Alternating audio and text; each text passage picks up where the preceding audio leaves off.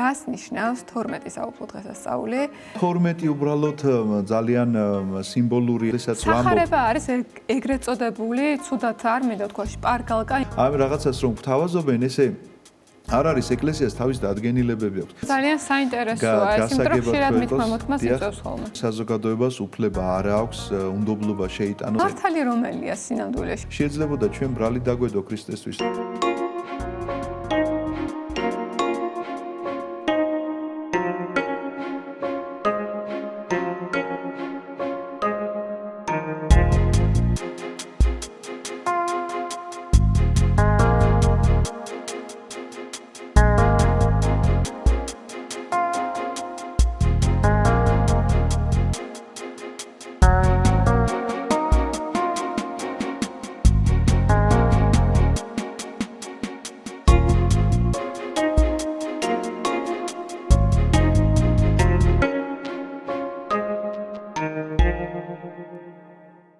გამარჯობა, ეთერშია გადაცემა 3 წიდან იწყება. მე მისი წამყვანი მარიამ გაბედავა ვარ.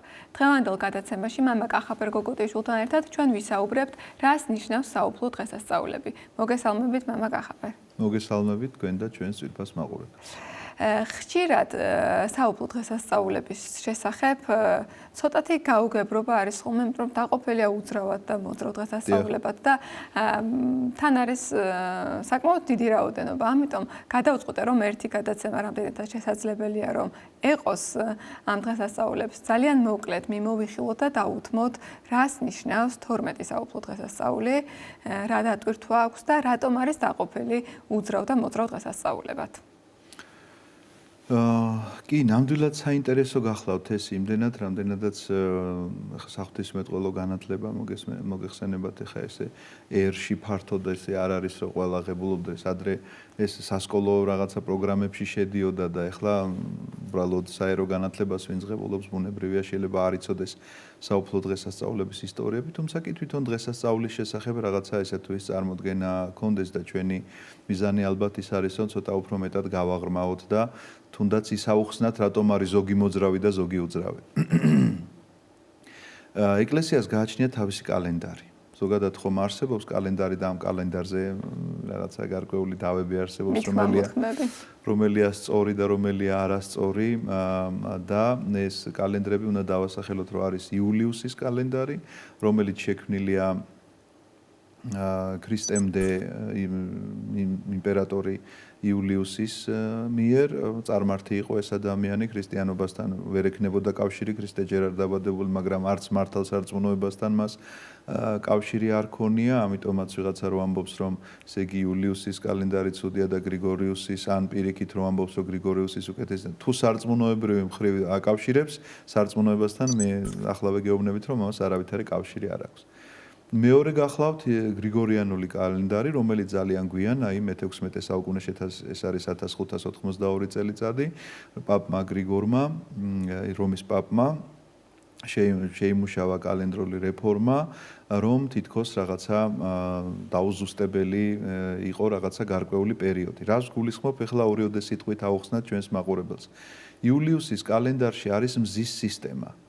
მზის სისტემა ნიშნავს იმას, რომ წელიწადს როგორ ვითვლი, რომ აი დედამიწა, რომელმაც უნდა შემოუაროს მზეს ირგვლივ, ძალიან ისე უხეშად ავხსნათ, მზის ირგვლივ რომ შემოიაროს, ამისთვის ანდომებს 365 დღეს. ჩვენ ხომ ამას ესე ვამბობთ. სინამდვილეში ანდომებს 365 დღეს და 1/4-ს. და გარკვეულ ნაკიან წელიწადად გვიბრუნდება. მაგრამ კიდევ არის იქ რაღაცა დრო. ესე იგი 365 დღე, 1/4 და რაღაცა წამები.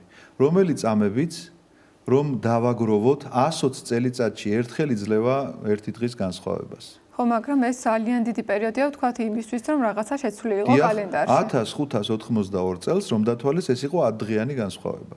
დღევანდელ დღეს ხომ ჩვენ 13 დღიანი განსხვავება გვაქვს, რომ რატო ვამბობთ რომ ვთქვათ 25 დეკემბერი ახალი სტილით და 7 იანვარი, უბრალოდ პირიქით ძველი სტილით და 7 იანვარი ახალი სტილით. აი რატომ ვამბობთ ამას? აქედან გამომდინარე, იმიტომ რომ მე კიდე დაემატა ამას ასოციაციოს წელი და თითო დღით გაიზარდა. დაახლოებით მე თუ არ მეშლება 70 წელია დარჩენილი იქამდე, რომ კიდე ერთი დღით გაიზარდოს ეს დომილება და თქვა 14 დღე გახდეს განსხვავება. ამიტომ ეკლესიაც ყოველთვის ასეთი პოზიცია ჰქონდა, მას თავისი კალენდარი გააჩნია მეთქი, ამიტომ დავიწყე. ჰქონდა ყოველთვის ასეთი პოზიცია, რომ არა თქვა იმ კალენდარს მიხვებოდა, რომელსაც თქვა ერი უკარნახებდა, არამედ საეკლესიო მსახურებას ადგენდა ისე, რომ ეს მსახურება ყოფილიყო ყველასთვის ნათელი და თვალსაჩინო და უმთავრესი, საიდანაც ამოდიოდა, იყო ყოველთვის აღდგომის დღესასწაულის დადგენა. აღდგომის დღესასწაული მინდა გითხრათ, რომ პირველ მსოფლიო საეკლესიო კრებამდე სხვადასხვანაირად აღინიშნებოდა, მაგრამ პირველმა მსოფლიო საეკლესიო კრებამ, რაც ჩვენთვის დოგმატია, თითოეული კანონი, რომელიც ამ კრებაზე იქნა მიღებული, დოგმატია, მინდა გითხრათ, განსაზღვრა ძალიან მკაცრად, რომ არ შეიძლება აღდგომის დღესასწაული უსწრებდეს ან ემთხვეოდეს ებრაელთა პასექს, ეს უნდა მოსდევდეს ებრაელთა პასექს, ანუ ებრაელთა პასექი აღინიშნება ყოველთვის მთვარის მიხედვით, გამოითვლება მთვარის მიხედვით, არა მზის სისტემის მიხედვით. შესაბამისად, ბუნიობას ელოდებიან, ბუნიობა გახლავთ მთვარის შევსება. გაზაფხულის პერიოდში, ცოტა არ მინდა მაყურებელი დავღალო, მაგრამ ძალიან საინტერესოა ეს, იმიტომ რომ ხშირად მითქმა მოთქმას იწევს ხოლმე. ანუ მთვარე რომ შეივსო, ბუნიობა მოხდა, ამის შემდგომ პასექი უნდა დაველოდოთ და პასექის შემდგომ უნდა იყოს აღდგომა. შემდეგი კვირა უნდა იყოს აღდგომა. შეიძლება ის დაემთხვას, ბუნიობა და იმათი პასექი დაემთხვას, მაგრამ ჩვენ ამ პასექს არ უნდა დაემთხვას, ყველა შემთხვევაში შემდგომ უნდა იყოს. რატომ მიიღეს ეს კანონი? იმიტომ რომ სახარების მიხედვით ჩვენ ასე გვიწერია. სახარებაში გვაქვს ჩვენ ეს ამბავი ესე გაცხადებული. შესაბამისად, თავისი კალენდარი აქვს, როდესაც ვამბობ. სახარება არის ეგრეთ წოდებული, ცუდად არ მინდა თქვა, შპარგალკა იმ ყველაფრისა, რაც მიიღება ყველა შემთხვევაში, რა თქმა უნდა. მაგრამ არა, თქვათ, უძრავი დღესასწაულების. და რატომ ეხავე მოგახსენეთ, რატომ მოუყევი ეს ამხელა ამბავი, რომ თავისი კალენდარი აქვს მეთქი ეკლესიას? იმიტომ რომ გამოდის, რომ ჩვენ უძრავ დღესასწაულებს იულიუსის კალენდარით ვითვლით. რომელიც მზის სისტემაზეა დაფუძნებული, მაგრამ აღმოჩნდა, რომ უმთავრესი დღესასწაული, რომელიც გვაქვს, რომელზედაც აწყობილია მე მთელი წლის სისტემა, იმას ვითვლით მთვარის კალენდარის მიხედვით. იმიტომ რომ იქ მზეს საერთოდ არ უყურებთ, სადაა და როგორაა. უყურებთ მთვარეს და მთვარის შევსებას. და ის დანარჩენი მოძრავი დღესასწაულებიც უკვე მოყვება ამ აღდგომის დღესასწაულს. ამიტომ საერო კალენდარი და ამ საერო კალენდრის რაღაცა ესე ათქვეფა ამ საეკლესიო იმაშია არ გამოდის ძვირფასო ხალხო, იმიტომ რომ ამ რაღაცას რომ გვთავაზობენ ესე არ არის ეკლესიას თავის დადგენილებები აქვს. ეხლა კი ვიღაცამ კითხავს, აბა როგორ არის რომ მაშინ ვიღაცა ახალ სტილზეა და ვიღაცა ძველ სტილზე. კი ნამდვილად არის ეს და მთელი კათოლიკური სამყარო არის ვთქვათ ახალ სტილზე. აქ კიდე განსხვავება არის რა იცით რომ არის ახალი იულიუსის კალენდარი, არის ძველი იულიუსის კალენდარი და არის გრიგორიანული კალენდარი. მაგალითად კათოლიკეები ახალი იულიუსის კალენდარით, უკაცრავად გრიგორიანული კალენდარით იძიებენ აღდგომის დღესასწაულს, ამიტომ მათი აცდენა არის რომ ხან პასექამდე აღნიშნავენ ამას და ხან პასექის ემთხვევა და ხან ჩვენც გვემთხვევა და მოკლედ ხან და ხან სხვაობა ისეთია რომ ერთი თვე იყო შეიძლება ჩვენსა და მათ აღდგომას შორის განსხვავება. იმიტომ რომ ისინი მზის სისტემაზე გამოთვლით უყურებენ ამ ყოველდღე ჩვენ თვარის სისტემაზე. და მართალი რომელია სინამდვილეში, როდის აღდგავთ, თქვათ ქრისტე. ანუ კონკრეტული რიცხვი იულის. რთულია ხოლმე, დიახ, ეს რაღაცნაირად რთულია და ეს მართლა ეს დღესასწაულს როდის უნდა ვზეიმობდეთ? ვინ ვართ მართალ გზაზე? ჩვენ უნდა ვზეიმობდეთ ისე როგორც ეს გვიანდერძა მსოფლიო საეკლესიო კრებამ. აი ეს ამის შემდგომ არც ერთ მსოფლიო საეკლესიო კრებას არ შეუცვლია ეს ხომ შეიძლება ყოფილიყო რაღაც საკითხი რომ მოდი გავითვალისწინოთ და იმიტომ რომ იმის შემდგომ შედგა კიდევ 6 სულ 7 მსოფლიო საეკლესიო კრება გქონდა ყველა კრება იწყება ასე რომ ვამტკიცებთ წინა კრების კანონებს და ვიღებთ რაღაცა ახალს ვამატებთ. ანუ იმას კი არ უარყოფენ რაც უკვე დამტკიცებულია. იმას ამტკიცებენ, ის უცვალებელია, ხელშეუხებელი ამბავია, მაგრამ რაღაცა შეიძლება დაემატოს. ისევე როგორც მრწამსი როგორ იქნა მიღებული. მრწამსში არის 12 მუხლი, ამ 12 მუხლი პირველივე მსოფლიო საეკლესიო კრებაზე კი არ შედგენილა.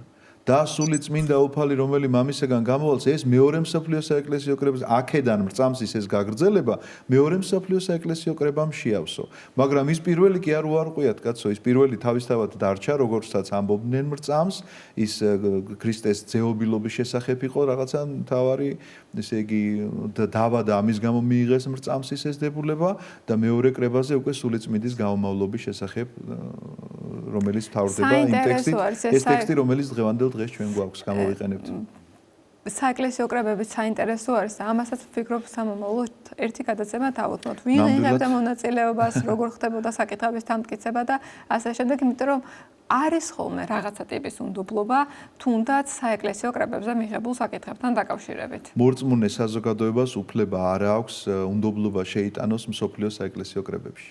ეს გახლავთ ხელშეუხებელი თემა, ეს გახლავთ დოგმატიკა შეიძლება ესე ითქვას, რომელიც ესე იგი გზასა აცდენს ადამიანს. თუკი ეს იგივეა რომ ბიბლიაში თქვა რომ ალბათ ესე აჯობებდა რომ ყოფილიყო, იმიტომ რომ ბიბლია არის საღვთო გამოცხადება და ესეც საღვთო გამოცხადების ფონზე მიღებული კრებები გახლავთ და არავითარ შემთხვევაში ეს არ არის რაღაცა ადამიანის ხო რაღაცა შენი ლოგიკის და შენი ჭვრეტის საგანი რომელიცაც შეიძლება უკეთესად მოდი ახლა მე მოვიფიქრებ როგორ შეიძლება მოხდეს რაღაცა დროისა და გარემოების მიხედვით შეიძლება შეცვლილიყო და თვითონ კანონი აღარ მოქმედებდეს მაგრამ ეს სხვა საკითხია და თან სხვა მიმართულებით მიყვავს ახლა ჩვენი საუბარი მაგრამ კრების კანონი ჩვენთვის არის ის მოცემულობა რომელიც არის დოგმატი და ეს დოგმატია მაგალითად როგორ უნდა იდღესასწავლოს ადამიანმა აღდგომის დღესასწაული. ვერ შეცვლის ამას ვერავინ, იმიტომ რომ ამას მაშინ ახალი საეკლესიო კრება სჭირდება და დასაბუთება,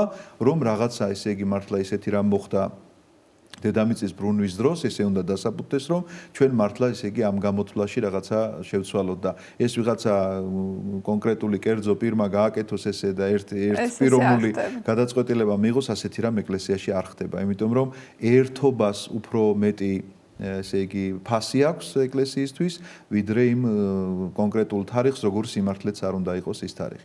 ამიტომაც აღდგომის დღესასწაულის გამოთვლა, რომელიც 12 საუფლო დღესასწაულში არ შედის, მინდა გითხრათ, 12 საუფლო დღესასწაულის სხვა არის. აღდგომა ამ 12-ზე უფრო მეტია და ცალკე რამ არის. ცალკე არის განყენებული. მაგრამ აღდგომით იმიტომ დავიწყე, რომ ეს გახლავთ დღესასწაული, რომელზედაც ჩვენ შეგვიძლია ვთქვათ, რომ რატოა მოძრავი, რატოა უძრავი, იმიტომ რომ სხვადასხვა კალენდრით ხელმძღვანელობს და ანუ ეკლესიაში არის კალენდარი მას აქვს თავისი კალენდარი, რომელზედაც თქვათ მზის სისტემის მიხედვით ითვლის უძრავ დღესასწაულებს და მთვარის სისტემის მიხედვით ითვლის მოძრავ დღესასწაულებს. აი ხა როგორ უნდა ესე იგი მოერგოს ამას საერო კალენდარი, რომ იმათ ესე უნდათ და ამათ ესე უნდათ, ესე არ არის. ეკლესიას თავისი აქვს ეს, მოკლედ ეს მინდოდა ორიოდე სიტყვით მეთქვა. ეხლა როგორ არის აწყობილი მე ეს დღესასწაულები, იცით რომ ესე იწყება წლის სახურება თუ აღდგომიდან დავიწყებთ არის რომ აღდგომიდან ყოველთა წმინდათა კვირიაკემდე ეს გახლავთ ლიტურგიკულ წელს გეუბნებით. ბუდიშით გაწყვეტნით, აი თუ აღდგომიდან დავიწყებთო თქვენ ახსენეთ. აღმატებული რომელი უფრო აღდგომიდან დაწყება ამ ყველაფრის დათვლა თუ შობიდან? თქვენ თუ გაინტერესებთ საეკლესიო კალენდარი საიდან იწყება, საერთოდ სექტემბრიდან უნდა დავიწყოთ ღვთისმშობლის შობიდან. ანუ ყველაფერი აქედან იწყება. რა თქმა უნდა, ასე იწყება კალენდარი, რომლის მიხედვითაც ჩვენ გვაქვს ესე იგი შედგენი, აი, ყველა მსახურება, აი მაგალითად, სადღესასწაულო მსახურებები, რომლებზედაც ყოველდღიური მსახურება წერია. საიდან იწყება? 1 სექტემბრიდან. ნუ, ახალი 14 სექტემბრიდან ამ შემთხვევაში. ამიტომაც მე უბრალოდ ეხლა ვლაპარაკობ იმ ლიტურგიკული წესის დაყოფაზე, როგორც არის გაყოფილი ეკლესიაში ეს მსახურებები, რომ მივიდეთ დღესასწაულებამდე, რას გულისხმობს ეს დღესასწაულები. აღდგომიდან ყოველთა წმინდათა კვირიაკემდე, ყოველთა წმინდათა კვირიაკე არის სულთმოფენობის შემდგომი კვირა. და მოძრავი დღესასწაულები გვაქვს ჩვენ ბზობა, ანუ დიდებით შესვლა იერუსალიმში, აღდგომას დაყვება ესეც, აღდგომამდე აუცილებლად ერთი კვირით ადრე არის. აღდგომის შემდგომ მე-40 დღეს ამაღლების დღესასწაული, 50 დღეს სულთმოფენობის დღესასწაული, შესაბამისად ერთი კვირის თავზე ყოველთა წმინდათა კვირიაკე. ყოველთა წმინდათა კვირიაკიდან მეზვერისა და ფარისევლის კვირიაკემდეა შემდგომი გაყოფა, სამ ნაწილად არის სულ გაყოფილი ლიტურგიკული წელიწადი. ეს ყველაზე ვრცელი პერიოდია, მინდა გითხრათ, და მეზვერისა და ფარისევლის კვირიაკიდან კვლავ აღდგომის კვირიაკამდე. ეხლა რა დღესასწაულები უწევს ამ ყოველივეში, მოძრავები უკვე გითხარით, დანარჩენი უკვე მზის სისტემას უნდა დაუბრუნდეთ და დავიწყოთ როგორ იწყება კალენდარი. პირველი საუფლო დღესასწაული გახლავთ ყოვლადწმინდა ღვთისმშობლის შობა, რომელიც აღესრულება ახალი სტილით 21 სექტემბერს, ეს გახლავთ 8 სექტემბერი ძველი სტილით. თუმცა კი ჩვენს ლიტურგიკულ საკითხავში იქ 8 სექტემბერი აწერია, ისევე როგორც 7 იანვრის საკითხავებს რო გადავშლით ჩვენ რომ შობას ვზეიმობთ, იქ აწერია დღეს 25 დეკემბერია. შეიძლება კვლავ გაუგებარი იყოს. აი ეს იწევს ხოლმე გაურკვევლობას ამ ხო, მაგრამ აი მე რაც აგიხსენით ამ დღეების სხვაობის გამო, ანუ ვინც აღიარა ამ დღეების სხვაობა და ვინც არ აღიარა ამ დღეების სხვაობა, ამაზე არის ახლა ლაპარაკი, თუმცა კი არ შეიძლება რომ ამის გამო ადამიანებმა ერთმანეთს ან ლანძღვაგინება შეუთვალოთ და ან შევრაცხოთ ესე იგი მწვალებლებად, იმიტომ რომ თავარი არის ვინ აღდგომას როგორ აღნიშნავს. და აი მზის სისტემაში ესე იგი ამ დღესასწაულებს რომელ დღეებში გადაიტანს, მინდა გითხრათ რომ ეს არ არის ისეთი დოგმატური საკითხი, რომ ჩვენ ამის გამო ერთობა არ გქონდეს მართლმადიდებლებთან. მაგალითად 25-ში რომ აღნიშნავს ახლა თუნდაც ბერძნული ეკლესიები, რუმინეთის ეკლესია და ძალიან ბევრი მათთან ერთობა არ გქონდეს ამის გამო, ეს არ შეიძლება, მაგრამ თუ კი აღდგომის დღესასწაულთან მიმართებაში იქნება მსგავსი რამ, იქ უკვე შეიძლება ამ ერთობას საფრთხე დაემუქროს, იმიტომ რომ მე კანონი მკარნახობს ამას, პირველი მსოფლიო საეკლესიო კრების კანონი. შესაბამისად, ჩვენ ერთობას ვინარჩუნებთ იქ, სადაც მზის სისტემაზეა ათვლა, სადაც თვარის სისტემაზე გადავდივართ, იქ უცვალებელია ეს ყველაფერი, რადგანაც კანონად მაქვს მოცემული. ეხლა როგორ იწყება ეს დღესასწაულები? ყოვლადწმინდა ღვთისმშობლის შობა, ორიოდე სიტყვით აღარ ვიცი, რაღაც ცოტა ვრცელი შესავალი გამომივიდა და დრო როგორ აგვაქვს რომ ჩავეტიოთ ყველა დღესასწაულზე ვთქვათ. ჯერ გვაქვს 10 წუთი. ხო, შინაარსობრივად რომ ყველა დავასახელოს და ძალიან მოკლედ და მე შეგვიძლია რომ ცალ-ცალკე გადაცემებში ღვთისმშობლის დაბადების დღე გახლავთ ესა. შემდგომი დღესასწაული გახლავთ ყოვლადწმინდა ღვთისმშობლის ტაძრად მიყვანების დღესასწაული, ეს მეორე ანუ ტაძარში რომ მიიყვანეს და სასწაულებრივად მან ეს ძალიან პატარა ბავშვმა მაღალი საფეხურები აიარა, მე ძალიან მოკლედ ვყვები ახლა ამ ყველაფერს. შემდგომი დღესასწაულები გახლავთ უკვე საუფლო იწყება ქრისტეს შობისა, რომელიც ახალი სტილით 7 იანვარს აღენიშნება, 19 იანვარს ნათლისღების დღესასწაული აღენიშნება, 15 თებერვალს მოდით ახალ სტილზე ვიტყვის ყველას რომ არ დავაბნიოთ მაყურებელი 15 თებერვალს მირქმა მიგებების დღესასწაული აღინიშნება ამის შემდგომ 7 აპრილს ხარების დღესასწაული აღინიშნება უკვე გადავდივართ აგვისტოში და აღინიშნება ფერისცვალების დღესასწაული და სექტემბერში გამოგრჩა რომ ესე იგი 27 სექტემბერს არის ჯვართამაღლების დღესასწაული. აგვისტოში აღინიშნება ფერისცვალების დღესასწაული და ფერისცვალების შემდგომ ესე იგი ღვთისმშობლის მიძინების დღესასწაული. ესე იგი თუ დააკვირდებით იწყება წელი ღვთისმშობლის შობით და მთავრდება წელი ღვთისმშობლის მიძინებით. ძალიან დიდი როლი აქვს ღვთისმშობელს. რა თქმა უნდა. ჩვენს რწმენაში და ამიტომ საუფლო დღესასწაულებზე, როდესაც ვლაპარაკობ, შეიძლება ვინმე იკითხოს რა კავშირშია, ვთქვათ, ღვთისმშობლის შობა, ღვთისმშობლის ტაძრად მიყვანება, ღვთისმშობლის მიძინება საუფლო დღესასწაულებთან, მაგრამ საუფლო დღესასწაულების რანგში არის გაყვანილი ყოვლადწმინდა ღვთისმშობელთან დაკავშირებული თითოეული ეს მოვლენა. შობაც, ტაძრად მიყვანებაც და მისი ამ ქვეყნიდან გასვლაც. ერთი შეკითხვა დამებადა აქვე და მოდით გკითხავთ. ვინც არ აღიარებს ღვთისმშობლობას? დიახ. რამდენად აღნიშნავენ ისინი ამ დღესასწაულებს, რაც ეხება მას? თუ ღვთისმშობლობას არ აღიარებენ, მაშინ არც ქრისტეს არ აღიარებენ, ასე გამოდის და აბა ქრისტეს შობას როგორ აღიარებენ მაშინ? ხშირად არის ხოლმე მსგავსი გაუგებრობებიც, რომ აი რაღაცნაირად თვლიან რომ ღვთისმშობელი არ უნდათ რომ ღვთისმშობელი უწოდონ. შეცდომა რაში გახლავთ ახლავე მოგახსენებთ რომ მაშინ მათ ქრისტეზე აქვთ თვითონ არასწორი წარმოდგენა. რადგანაც ისინი თუ ფიქრობენ რომ ეს იყო ადამიანი რომელიც განიღმრთო ეს არასწორი წარმოდგენა არის თვითონ იესო ქრისტეზე მაცხოვარზე იმიტომ რომ კაცი კი არ განიღმრთო არამედ ღმერთი განკაცდა და რომ განკაცებულიყო ამისთვის მას ჭირდებოდა ესე იგი რომ დაბადებულიყო უნდა როგორც ადამიანი და დაბადებულიყო ღმერთი რა თქმა უნდა ყოვლის შემძლე ღმერთისთვის არაფერი არ არის რაღაცა შეუძლებელი, რო ვთქვა, დაბადებულიყო ისე, რომ ჩვენ ვერ გაგვეგო საერთოდ როგორ დაიბადებოდა და რანაირად დაიბადებოდა, მაგრამ მისთვის შემზადდა ასეთი ჭურჭელი, შეიძლება ითქვას, წმინდა ჭურჭელი, როგორც ყოვლა წმინდა ღვთისმშობელი.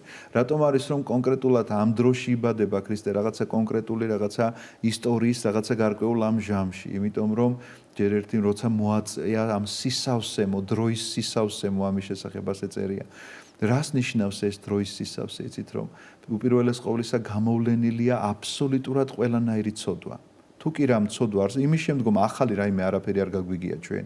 რა ცოდვაც არსებობდა, რაც შეიძლებოდა ეშმაკის მანქანებას მოეგონებინა და ან ადამიანის ამ დაცემულ ბუნებას რაღაცა ვნებულებაში ქონოდა და გამოევლინებინა ცოდვის მიერად ეს თავისი ვნებები, აბსოლუტურად ყველაფერი გამოვლენილი იყო. თუ რომელიმე ცოდვა მერე გამოვლინდებოდა, შეიძლებოდა ჩვენ ბრალი დაგვედო ქრისტესთვის, როგორც უცოდველისთვის, რომ ეს ცოდვა იქამდე გამოვლენილი არ იყო და შენ ამასაც მოერიე, თუ ვერ მოერიე. იმიტომ რომ აბსოლუტურად ყველა ცოდვა გამოვლენილი იყო და ყველა ცოდვას ყველა ცოდვის დამდრგუნველი ამ შემთხვევაში აბსოლუტურად ყველა ცოდვისა, რომელიც გამოვლენილი იყო და გამოვლინდა, მაგრამ ამავდროულად ამ დროის და ჟამის სისავსეში იგულისხმება ის, რომ ასეთი ვინმე უნდა დაბადებულიყო, როგორც ყოვლადწმინდა ღვთისმშობელი, რომელიც დაიტევდა ღმერთს, იმიტომ რომ ებრაული ამ ტრადიციის მიხედვით მესია მხსნელი რომ უნდა მოვლენოდა ქვეყნიერებას ეს იცოდნენ, ამიტომაც არ შეიძლებოდა ქალი რომ გაუთხოვარი დარჩენილიყო, მას ქმარი არ ყოლოდა, თუ ქმარი ისეთი კანონებიც კი იყო რომ თუ ქმარი ვთქვათ ადრე გარდაიცვლებოდა, ეს ქვრივი იმის ძმას უნდა გაყოლოდა რომ შვილი გაუგებრობას იწვევს და საზოგადოებაში. მეც რო წავეკითხე პირველად ძველი აღთქმის წიგნები ცოტათი ვერ გავიგე. ნუ შეიძლება ასე მკაცრი მოგვეჩვენოს ახლა, მაგრამ ეს იყო იმდენად შეკრული რაღაცა ერი, არ შეიძლებოდა რომ ესენი წარმართებში არეულიყვნენ, იმიტომ რომ სარწმუნოება უნდა შენახულიყო, ამიტომ შვილი უნდა ყოლოდა აუცილებლად. გარდა ის რომ მარტო წარმართებში ერთ გვარში უნდა ეკორწინათ, რომ ეს გვარები გამრავლებულიყო და ეცოცხლათ და ეს თვითგარდარჩენის რაღაცა გარკვეული წესები იყო, რომელიცაც ღმერთი უდგენდა მსგავს რამის რომ ოღონდაც არ გასულიყო, იმიტომ რომ როგორც კი წარმართობა შემოდიოდა რაღაცა მეტნაკლები დოზით. მე მინდა გითხრათ რომ დღესაც ამ საცდურის წინაშეა კაცობრიობა, რომ რაღაცნაირად თუ გარყვნილ საზოგადოებასთან იწყებს პატიოსანი კაცი ის პატიოსნება კი არ გადადის მათზე, პირიქით ხდება ხოლმე. კი, ასეა ზუსტად. ის კი არა რომ ეს პატიოსნება ეხლა ყველა პატიოსანი გახდება, პირიქით ისინი შემოიჭრებიან ამის ცხოვრებაში უფრო მეტად, ვიდრე ამისი ცხოვრება შეიჭრება მათთან, იმიტომ რომ ეს ამას გვიდასტურებს ჩვენ კაცობრიობის ისტორია. როგორც კი ეს ორი რაღაცა ერთმანეთთან ახლოს დადგება, მათ შორის სეითისა და კაინის შთამომავლებში ვიცით რომ როგორც კი მათ ერთმანეთთან დაიწყეს ქორწინება, კაინის შთამომავლობა კი არ გადმოვიდა სეითის წესებზე, პირიქით მოხდა. სეითის ხალხი გადავიდა კაინის წესებზე, რითიც წარღვნა მივიღეთ ჩვენ საბოლოო ჯამში. ამიტომაც მსგავსად იქნება მეორედ მოსვლა, რომ აი აღარ დარჩება სხვა გზა, ამის შემდგომ იქნება მეორედ მოსვლა და აქეთკენ მიდის კაცობრიობა, მინდა გითხრათ. და რატომ მოვყევით ახლა ჩვენ ეს ამხელა ამბავი ამ დღესასწაულებთან დაკავშირებით, რომ ყოვლადწმინდა ღვთისმშობელი, რომელიც თავისი აი ამ რჩეულობით რაში არის მაინც ეს მისი რჩეულობა, რომ ყველა ქალი რა თქმა უნდა ოცნებობს იმაზე, რომ ეს შვილი თუ შეეძინება, იქნებ ის იყოს ის გადამრჩენელი. პროტესტის გრძნობაც ჰქონდათ მაშინდელ ქალებს, რომ ღვთისმშობელი ამოირჩა. არა, ეს არ ვიცი როგორ ექნებოდა, შეიძლება ქონდათ, შეიძლება არა, მაგრამ მე რას გულისხმობ, ვიცით რომ ყველა ქალი, აი მახსოვს ახლა გამახსენდა იაკობი, რაქელი რომ შვილი არ ყავთ და მიადგება იაკობს ზეუნება, შვილი მომეცი თორე მკვდები. როგორ მოგცეო ღმერთი ხო არა ვარო რომ მე ან გიკავებდეო ამ შვილსო. თავის ქმარს ეუბნება, იმიტომ რომ რაღაცა უშვილო იყო გარკვეული წლების განმავლობაში, იმიტომ რომ ძალიან მტკივნეულად და ტრაგიკულად განიცდიდნენ ადამიანს, თუ შვილი არ ეყოლებოდა, მკვდარი იყო, იმიტომ რომ ჯერ ერთი პოტენციურადაც ვეღარ იქნებოდა დედა მესიისა და მხსნელისა თუ ვინმე უშვილო რჩებოდა და მერე მომხსენებელიც აღარ ეყოლებოდა და ამიტომ ყოვლადწმინდა ღვთისმშობელმა, რომელმაც იცის ეს წინასწარმეტყველება, რომელიც ელოდება მესიას და მხსნელს განსაკუთრებულად, მისი ლოცვა როგორია? ყველა დედის ლოცვა არის, რომ ვაიმე იქნება დაიბადოს და იქნება და გავაჩინო ასეთი შვილი, მისი ლოცვა არის ესეთი, რომ იქნებ იმის იმსახური გავხდე, ვინც გააჩენს მესიას, ხსნელს, ვისგანაც დაიბადება. მესია და მხსნელი. ოღონდ ეს იყო ესე იგი, წარმოედგინეთ დაახლოებით 13-14 წლის გოგოს გულწრფელი ლოცვა, რომ მე კი არ ვიყო მსახური იმისა, ვინც ესე იგი ამას შეძლებს და აი ეს გახლავთ იმ თავმდაბლობის გამოვლინება, რომლის გამოც ის ესეთი რჩეული გახდა. ამიტომაც ჩვენ დღესასწაულებზე ბევრი შინაარსობრივათაც ვეღარ მოვასწარით, რომ გვესაუბრა რაღაცა, რომელი დღესასწაული რას გულისხმობს, მაგრამ ძირითადად ვთქვით, რის მიხედვით ხდება ეს. რის მიხედვით ხდება და როგორ არის დალაგებული ეს დღესასწაული. და ვფიქრობ, რომ ამ დღესასწაულებშიც გამომდინარე იქიდან, რომ ღვთისმშობლით იწყება და სრულდება დღესასწაულების თანამიმდევრობა. შობით და ღვთისმშობლის მიძინებით. იწყება შობით, მთავრდება მიძინებით. და ვფიქრობ, ამიტომ მნიშვნელოვანი იყო, რომ ის სხვა წელზე შევჩერებულიყავით. სასურველი იყო, მეც ასე ვფიქრობ და დანარჩენებზე თუ მოგვეცემა საშუალება ღმერთის წყალობით, მე უფრო ფართოდ ვისაუბროთ. დიახ, როგორც თქვათ, გქონია სხვადასხვა დღესასწაულებთან მახსოვს ჩვენ ათლისღებაზე ცალკე გადაცემა ჩავწერეთ და მირქმაზეც ცალკე გადაცემა გქონდა შესაძლებლობა და მოგცემს ღმერთის საშუალებას ვილაპარაკებთ დანარჩენებზეც. ეს უბრალოდ შეიძლება ითქვას ზოგადი მიმოხილვა, როგორ აქვს ეკლესიას თავისი კალენდრის მიხედვით აწყობილი 12 დღესასწაული, მათ შორის 4 მოძრავი და სხვა დანარჩენი უძრავი. და აქვე ერთი შეკითხვა გამიჩნდა, 12 დღესასწაული, აი რატომ აირჩია მარტო 12? ამასთან დაკავშირებითაც რამე ტრადიცია არსებობს თუ ესეც მიღებული იყო იცით რა, ციფრი 12 უბრალოდ ძალიან სიმბოლურია, მინდა გითხრათ და 12 მუხლი იყო ებრაელი ერისა ძველ აღთქმაში, საიდანაც ებრაელი წამოვიდა, 12 მოციქული გამოარჩია მაცხოვარმა და ეს დღესასწაულებით შეიძლება ესე ითქვას, როგორც აღდგომა არ შედის 12-ში, ისევე როგორც მაცხოვარი 12-თაგანი ხო არ იყო, მაცხოვარი იყო და ყავდა 12 მოწაფე.